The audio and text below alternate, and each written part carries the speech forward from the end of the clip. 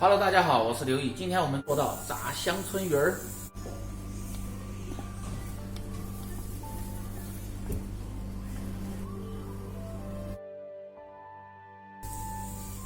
清洗干净的香椿，炸香椿鱼儿之前用开水把它烫一下，炸的时候更好炸一些，不用烫得太久。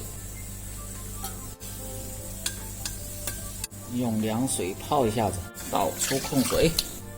先和一个糊，打入一个鸡蛋，放入低筋面粉，然后放入玉米淀粉，是面粉的3倍到4倍，然后搅拌均匀，把这糊搅拌均匀。这个糊啊稍微要干一点，成这个样，浓稠一点，呈拉丝状。然后放入葱油或者是色拉油都可以，搅拌均匀，炸的时候更好炸一点，更好剪一点。然后放入挤干水分的香椿，抓拌均匀，抓至每个香椿上都挂满这个糊。锅烧干，倒入色拉油，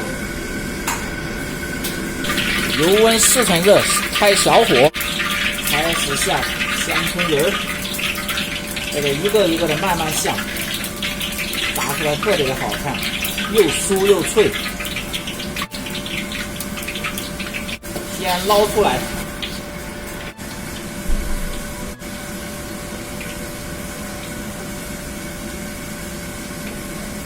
倒入，开中小火慢慢的炸。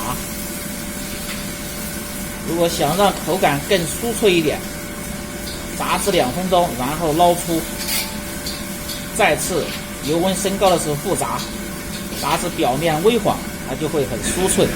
中火炸2分钟的时候，先捞出，油温升高，再次复炸，炸至表面微微有点发黄，就可以捞出了。关火，听一下这声音，叭叭脆。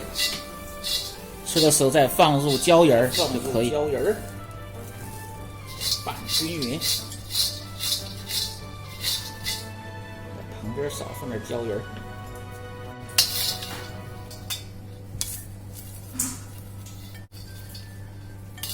简单很好做。关注我，这里总有你喜欢的美食的做法。感谢大家的支持。